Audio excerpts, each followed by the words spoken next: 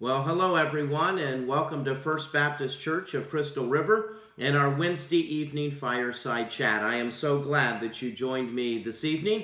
We're about 2/3 of the way through the month of August, so just want to remind you of a few things that are taking place at First Baptist Church.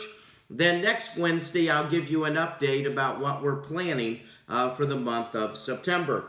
Just a reminder that our offices are open Monday through Friday, 8:30 to 3:30. So if you happen to be in the neighborhood, let me encourage you to stop by and say hello. We would love to see you. Also, our online services will continue throughout the month of August. We'll have Sunday school as we're wrapping up the book of Proverbs, going into the book of the Song of Solomon. Then a sermon, some music. Our Wednesday night fireside chats are online only, and we'll have some children's messages as well. On campus on Sunday morning, we have the contemporary service at 9:30 in Victory Hall, and then at 11 o'clock is the traditional service in the sanctuary. And just in case you're wondering, we have about 50% of our regular attendance showing up on Sunday morning. And hopefully the other 50% of you are watching online, as you are doing right now. And so it's about 50-50 right now. And I know that many of you still want to shelter in place, and I completely understand that.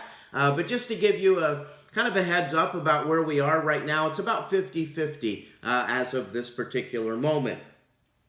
On campus, children's ministry continues. 9:30 for children and nursery is Sunday school. 11 o'clock is children's church. And again, Sunday school throughout the month of August, as we're wrapping up this particular study, will continue to be online only. I want to encourage you to pray about two things that are on your mind every day anyways. One is the coronavirus, and we've seen some interesting trends in the state of Florida. Lately, the trend has been downward. We've seen less and less cases in the state of Florida. However, in Citrus County, those cases continue to rise. So we want to continue to pray, especially for our own county right now, that those cases will go down, especially since school starts this week on August the 20th. We want to pray that those virus cases become less and less. We also want to pray for our country. There's still a lot of political and social unrest in our country, and we want to pray that God will bring a spiritual revival to people. That people who are not thinking about spiritual things right now at all of a sudden wake up to some spiritual realities. And we know that only God's Holy Spirit can make that happen. So we want to pray that God will make that happen in our country and also around the world. There's a special day of prayer being set aside, and that's September the 26th. And if all goes well, there'll be a large group of people meeting in Washington, D.C. for that special time of prayer. And if the coronavirus is such that that can't happen, that's going to take place online. So again, September the 26th, be in prayer that event will be able to take place. If you'd like the message notes for Sunday and Wednesday night, I can send them to you. Just send me an email at pastortim@firstbaptistcr.org, and I will email those notes to you each and every week. Just in case you're joining us for the first time, we have a new youth pastor at First Baptist Church of Crystal River. Cliff Ford and family have joined us, and we are very excited about the days ahead.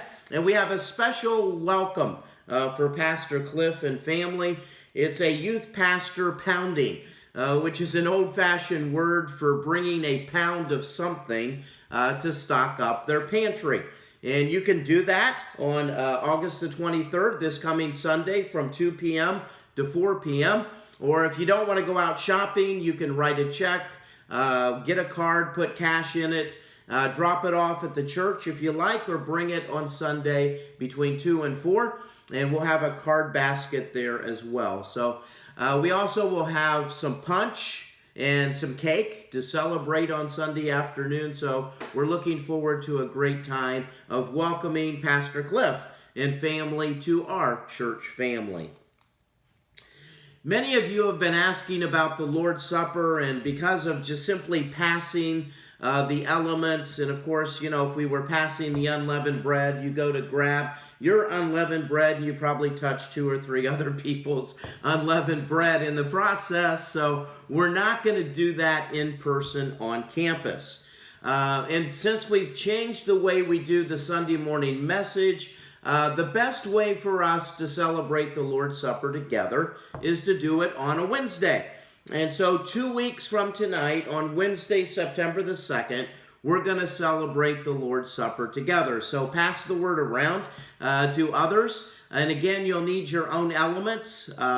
We'll put up on our Facebook page the recipe for unleavened bread if you'd like unleavened bread. Or if you want to use regular bread or crackers, you can do that.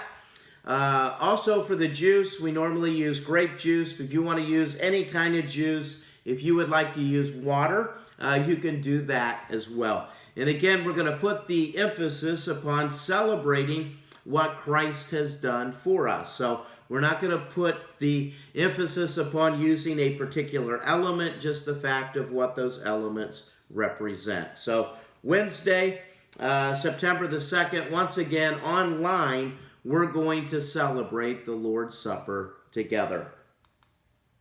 Just want to remind you about giving throughout the month of August. You can give while you're at church. We basically take up the offering at the end of the service. You throw your offering envelope into the offering plate as somebody is holding it. Another opportunity to give is simply bring your check by the church office Monday through Friday. That's a second way to give. Or you can continue to give online, and I know many are giving online every single week. Go to our webpage, firstbaptistcr.org. Click under the tab that says Giving. You'll have some instructions about how to give online. We will email you a receipt after you have given. A fourth way to give is to mail your offering to the church at 700 North Citrus Avenue, Crystal River, Florida, 34428. And again, that is a safe and secure way to give. So there's actually 4 ways to give. And I just want to thank everyone for your generosity, your faithfulness to God in continuing to give. And because of that, our church is doing quite well financially. And it's all of us pitching in during a time of need that's making that happen. So thank you that we are doing well because of everybody doing their part. Well, tonight I want to talk with you about the art of listening. Someone said that listening is the easiest thing we do in life and also the hardest thing that we're asked to do in life. Everyone thinks they know how to listen. So that's easy. We think we know how to listen to people. But we're going to find out tonight that it takes time to truly listen to another person. And that's where listening becomes hard. It becomes difficult. Well, sometimes the best thing we can do for a person is to uncross our arms, make eye contact, lean forward, and give somebody your undivided attention. That is the art of listening. Why is listening so important? Because listening builds relationships. And whether that relationship is with your spouse, your children, your friends, the people in your neighborhood, the people in your church that you care about, when we listen to somebody, it builds that relationship. So you deepen your connection with people when you take time to listen to them. And right now, we're about 6 months into this pandemic. 6 months, many of you have been basically sheltering in place. You come out of your house to go to the grocery store, to go to doctor's visits, but for the most part, you've been sheltering in place. And that can get rather lonely, especially if you're sheltering in place alone. And I know that many of you right now just simply need somebody to talk to. And you need to talk, and you need someone who's willing to listen. And I just want to say a special thank you to all of our deacons, to all of our Sunday school people who are making contact with others. Thank you for keeping everybody informed, everybody connected during this time in which we're dealing with a pandemic. And thank you to everyone who simply makes a phone call and who's willing to listen to people. So many people right now just need a friend. They need someone to connect with. They need someone to listen. Listening is very important, especially these days. Well, the Bible does tell us something about listening. And there's a very popular verse. It's in the book of James, chapter 1, verse 19. And this is kind of the new NIV version. And it says, "My dear brothers and sisters, take note of this. Everyone should be quick to listen, slow to speak, and slow to become angry." And in that verse, James tells us to do three things. Number one, be quick to listen, or to be ready to listen. Be willing to listen. Be slow to speak. Don't be so quick to give your opinion, to share your viewpoint, or share your story.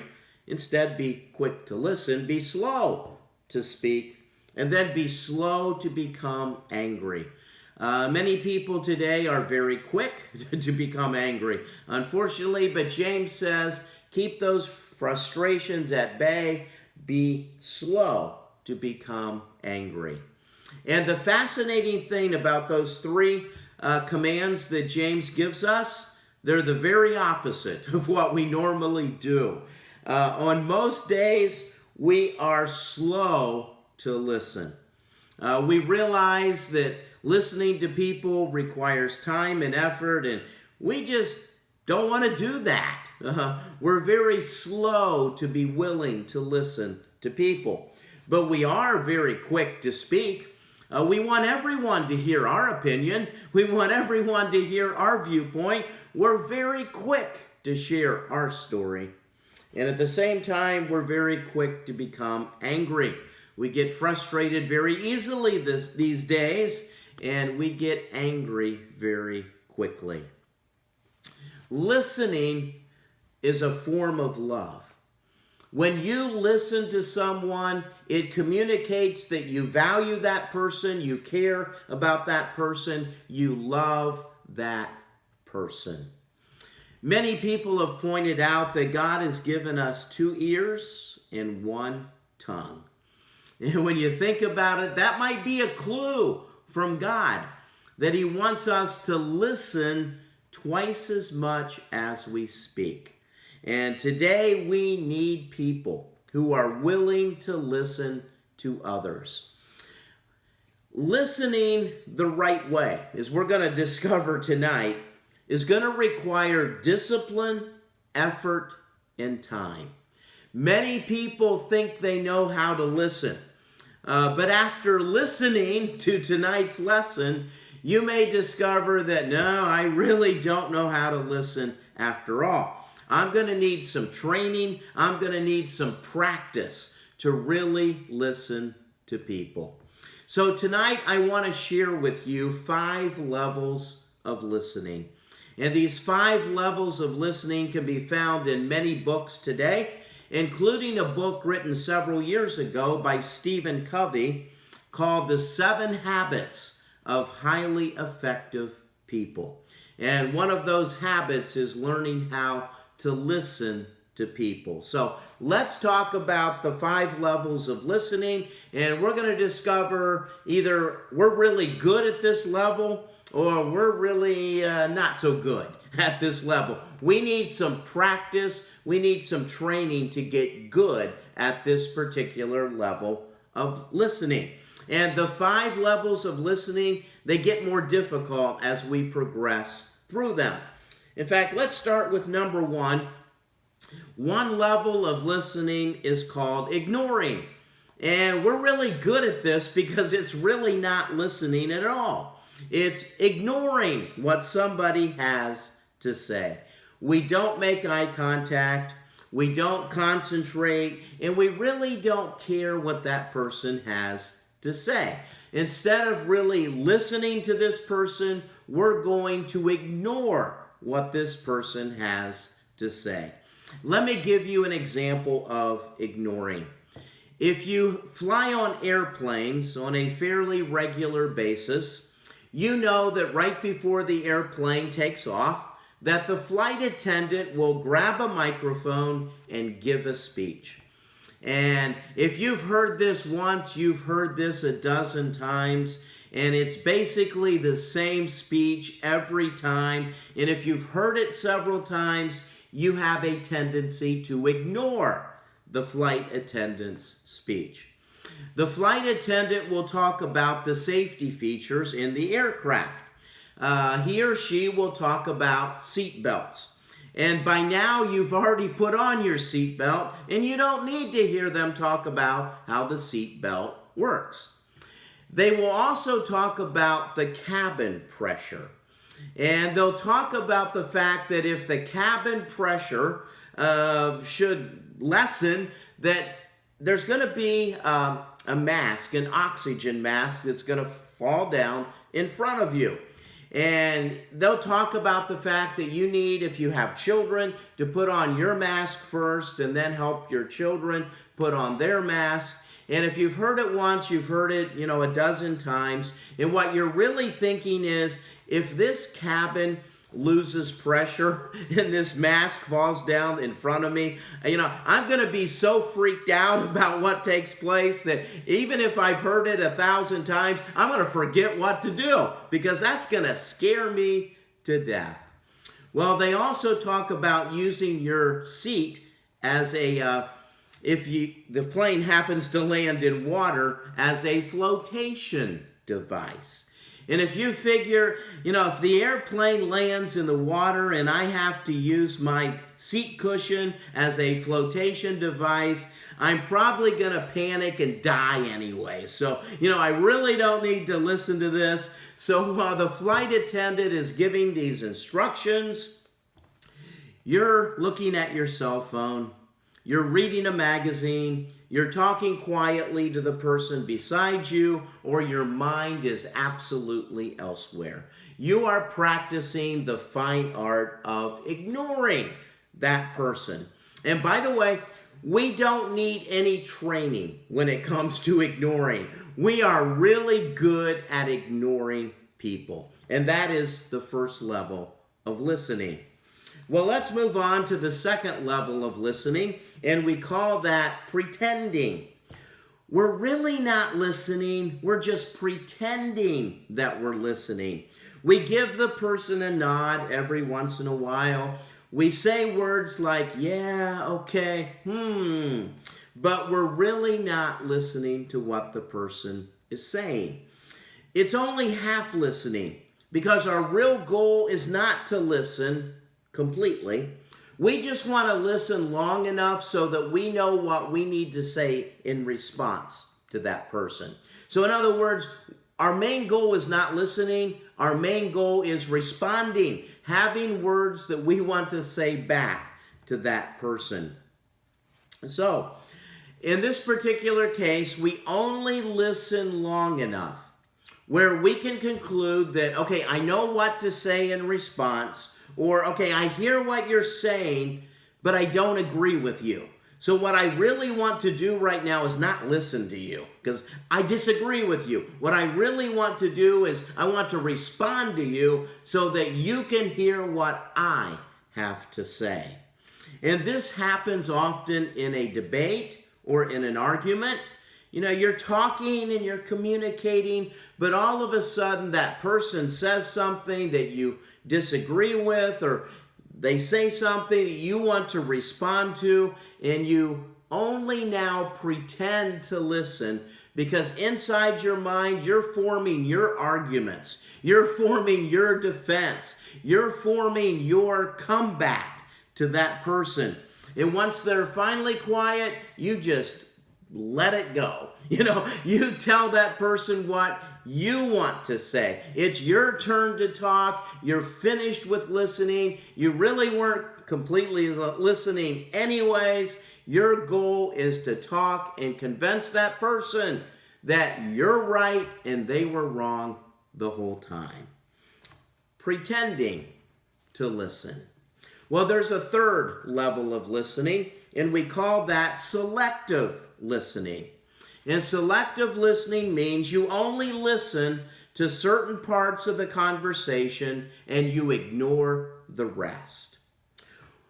There's a vicious rumor spreading around that men in particular are very good at selective listening, especially when they're communicating with their wife. Men have a tendency to only hear part of the conversation and ignore the rest. There's even a rumor that men have a special gene in their makeup that makes them very good at selective listening. Selective listening takes place when someone's watching television or they're engaged in their computer screen and somebody walks up to them and starts communicating. Somebody wants to have a communication. Somebody wants to talk when there's a game on television or something that's very interesting on the computer screen. So the person who's watching television may say, while you're talking, but really, they don't want to talk to you. They want to watch the game, or they want to watch whatever they're seeing on the computer screen. But here's the problem. When someone comes to the conclusion that you're really not listening to them, that person feels hurt. Not listening communicates to the other person that they don't count, that their feelings are not worth your time.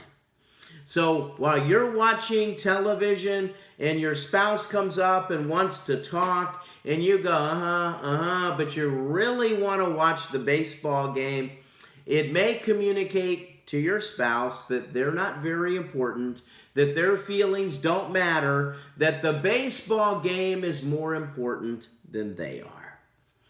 Well, if you're wanting to communicate with somebody, if you really need to talk with someone, you may want to go up to that person and say, I really need to talk to you about something important. Is now a good time to do that? Because now may not be a good time to talk. If the game is tied, if it's the bottom of the ninth with 2 outs and the bases are loaded, not a good time to talk. It would be a good time to just watch the rest of the game. When the game is over, turn off the television and then communicate. Selective listening. You're only hearing part of the communication because you're engaged in something else. Well, let's move on to number 4. And the fourth level of listening is called attentive listening. And with attentive listening, you put aside your agenda. That means you turn off the television set, you turn off the computer, you take a break from whatever you're doing, and you give that person your undivided attention. You look that person eyeball to eyeball, you lean in, and you're going to try the best you can to really listen to what that person has to say. You focus in on the words that person is saying. You ask the person questions about what they're trying to communicate because your goal is to really understand the words that that person is communicating. So you may respond by saying something like this. Let me make sure that I'm hearing you correctly. What did you mean by that statement? Let me summarize what I hear you saying, and then you tell me whether my summary is correct or not.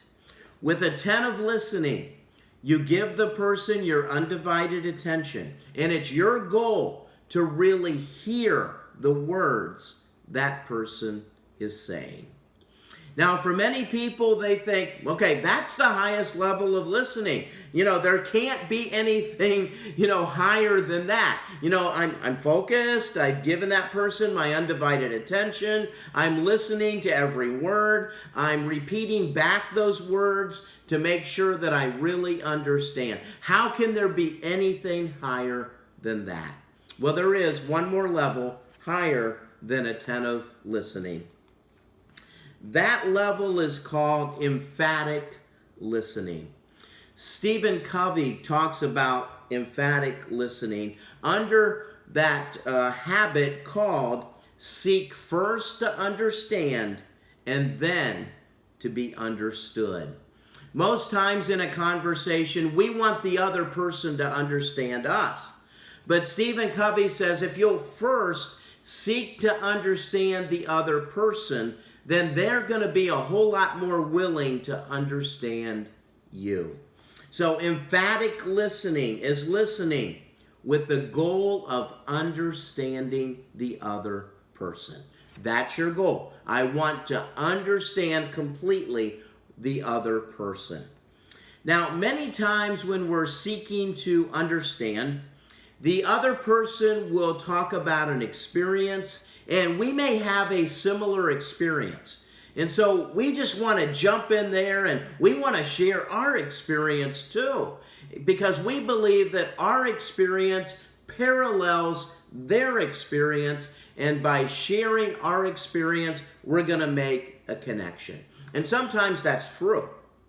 But there are moments when our experience and their experience really aren't the same experience. We may think that our experience is the same, but they don't see the world the same way that we do.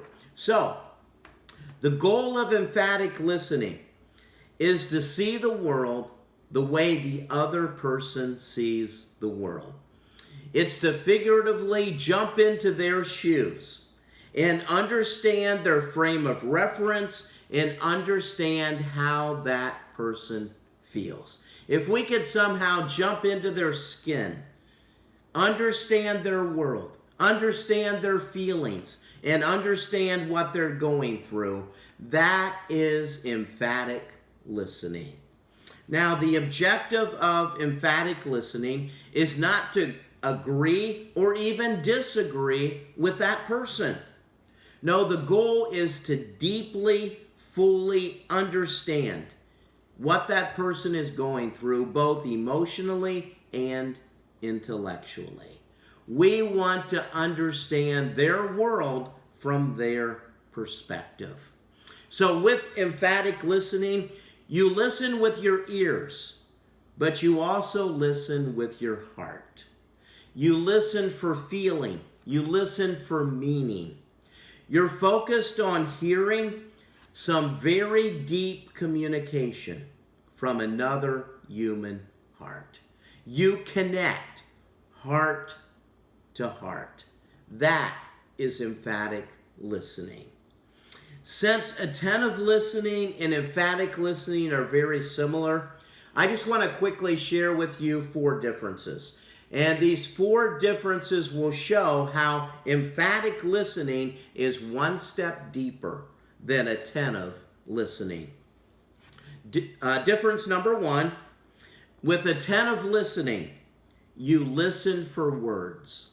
But with emphatic listening, you listen for feelings. Not just words, but the feelings behind the words. Difference number 2, with attentive listening, it's intellectual. It's a mind kind of listening. But with emphatic listening, you listen emotionally. It's emotional listening. You're listening for emotions. Difference number 3, with attentive listening, your goal is to understand their viewpoint. If you can understand their viewpoint, if you can understand their logic, you have met your goal. But with emphatic listening, you need to understand their heart. It's just not their viewpoint. It's the heart behind the viewpoint. And then finally, number 4, with attentive listening, you can say to that person, I hear you. I understand your words. I hear what you're saying. But with emphatic listening, it's I understand you. For these past 30 minutes, I have tried to jump into your skin and understand your world from your perspective, and I think I've accomplished that goal. So emphatic listening is one level deeper than attentive listening. Every conversation does not require emphatic listening. If you say to your spouse, I'm going to be coming home late on Tuesday because I have a late meeting at work. Well, that doesn't require emphatic listening, but it does require attentive listening. So you can say to your spouse, okay, let me understand. You're not going to be home at your regular time. You're going to be late for dinner because you have a meeting at work and you're not sure how long that meeting is going to last. Is that what you're saying? Yes, that's what that person is saying. Well, let me conclude this lesson by asking you a few questions. Are you a good listener? And you may be thinking, before listening to this lesson tonight, I thought I was a good listener. But now that I understand a few things about attentive listening and emphatic listening, I have some work to do. I may not be as good a listener as I thought I was. Do you take time to hear the people in your life? Attentive listening, emphatic listening, that requires time. Ignoring people, pretending to listen, selective listening, that doesn't require much time. But attentive listening and emphatic listening does require an investment of time. Which level of listening best describes your listening skills? And again, you may be thinking, I can ignore people, I can pretend to listen, I'm pretty good at selective listening, but I may need some help and some training and some practice when it comes to attentive listening and emphatic listening. Is it worth the effort to learn how to attentively listen and emphatically listen? Well, let me answer that question with this question.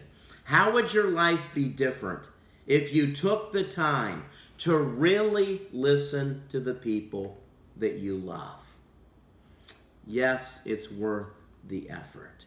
And as you become a better listener, you become a better spouse, you become a better friend, you become a better person. James tells you, be quick to listen and slow to speak.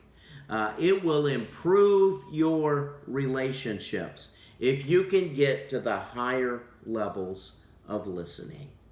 Well, let me wrap us up with a word of prayer. Heavenly Father, thank you that you give us each other. We're in this together. We're battling through this coronavirus together as a family, as a church family. We're trying to help each other the best we can. And Father, one of the ways you've given us to help people is that we can listen to each other. So Father, as we look at those 5 levels of listening, help us to get to those higher levels. Help us to practice attentive listening and emphatic listening when people need to talk.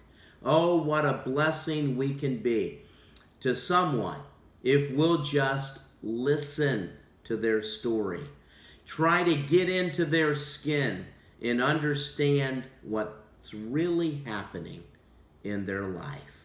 Father, thank you that you listen to us. When we pray, you're a listener and you listen emphatically to everything we say. May we do the same for others in our life. I pray. In Jesus' name, amen.